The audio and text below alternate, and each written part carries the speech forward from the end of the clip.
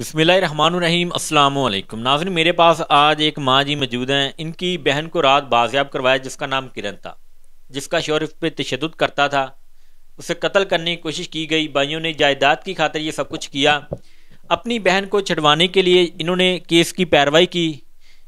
इनसे जानते हैं कि ये सारे मामला कैसे हुए, क्या इनको पहले इस बारे में इल्म था, और जब इनकी बहन इनके फ़ोन करती थी कि मुझ पर तशद्दुद किया जाता है, कैसे किया जाता था, तो ये क्या कुछ करती थी। ये अपने भाइयों के साथ उन्हें फोर्स करती थी कि भाई हमारी बहन खतरे में, उनकी जान बचाएं। सारा कुछ इन्हीं से जानती हैं। अस्सलाम वालेकुम। वालेकुम अस्सलाम। माँ जी की ना थोड़ा? मेरा नाम अरशाद। अरशाद। माँ जी तुम मैंने दसो भी थोड़ी सिस्टर के उत्ते शादी की गई है, थोड़े भरावां ने की वजह बनी सी? ਤੁਹਾਨੂੰ ਉਹਨਾਂ ਨੂੰ ਇਲਮ ਨਹੀਂ ਸੀ ਹੈਗਾ ਵੀ ਇਹ ਬੰਦਾ ਜਿਹੜਾ ਪਹਿਲੇ ਨਸ਼ਾ ਪੱਤਾ ਕਰਦਾ ਵਾ, ਨਾ ਹੀ ਕੰਮ ਕਰਦਾ ਵਾ, ਇਹਦੀ ਪਹਿਲੀ ਇੱਕ ਬੀਵੀ ਉਹ ਵੀ ਇਹਨੇ ਜ਼ੁਲਮ ਕਰਕੇ ਕਤਲ ਕਰਤੀ ਹੋਈ ਆ, ਤੇ ਫਿਰ ਕਿਉਂ ਸਾਰਾ ਕੁਝ ਕੀਤਾ ਹੈ? ਮਾਂ ਬਾਪ ਫੌਤ ਹੋ ਗਏ ਸੀ।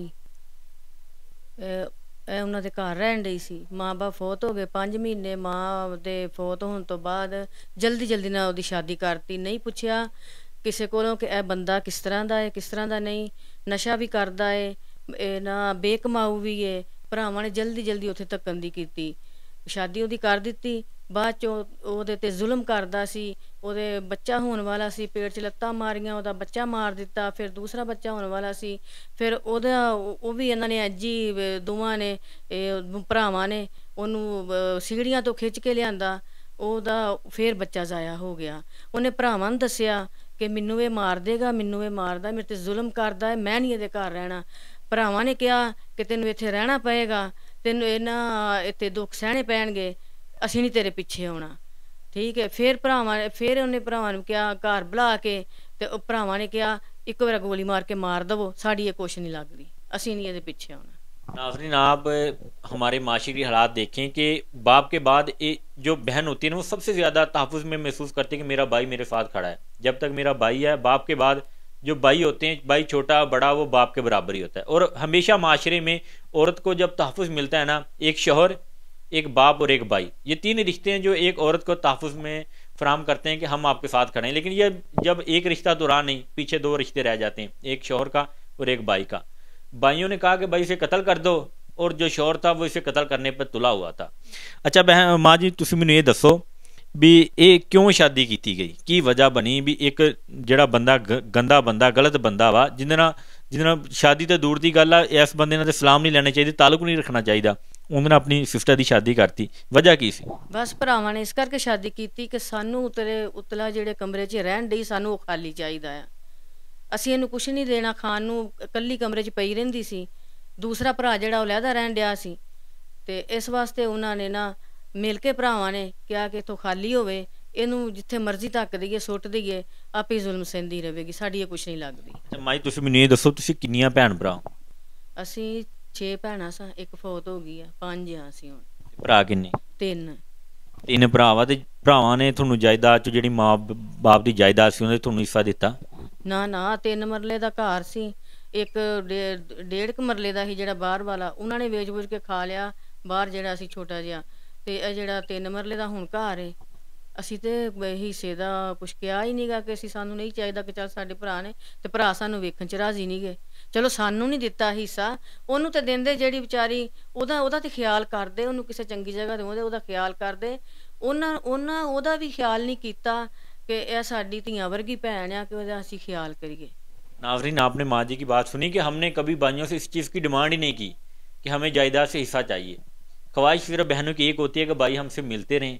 जब भाई खुश होते हैं ना, तो ज़िंदगी में सबसे ज़्यादा बहनों खुशी होती है कि हमारे भाई अच्छी ज़िंदगी गुजारे हैं, हमारे भाई हमसे मिलने आते हैं। जब ईद शबरात आती है ना, तो सबसे ज़्यादा जो खुशी होती है ना, चाहे शौहर अपनी बीवी को 5 लाख रुपए की शॉपिंग करवा दे और भाई 5,000 की, तो जो 5,000 होता है ना, वो 5 लाख पे भारी होता है। वो हर एक को बताती है कि मेरा भाई ईद पर आया था, मुझे इसने ये चीज़ लेके दी, मुझे ऐसे मेरे साथ ताउन किया, आज मुझे ये सूट लेके दिया।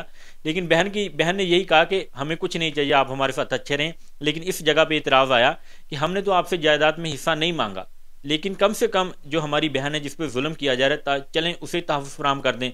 अगर आप उसे घर नहीं रख सकते तो शायद इतना ही कर देते कि भाई हमारी बहन है, अगर कल को कुछ होता है तो हम आपका गिरेबान पकड़ लेंगे। लेकिन वो ये चाहते थे कि ये इस दुनिया से चली जाए, ताकि बाद में हमें किसी को जवाब ना देना पड़े। अच्छा बहन, आपकी बहन पे तशद्दुद किए, अच्छा माँ जी थोड़ी भैन ते तशद्दुद करते रहे हो, ਕਿੱਦਾਂ ਕਰਦੇ ਰਹੇ, ਤੁਹਾਨੂੰ ਦੱਸਿਆ ਉਹਨੇ ਕੀ ਹੁੰਦਾ ਰਿਹਾ ਉਹਨੇ ਨਾਲ?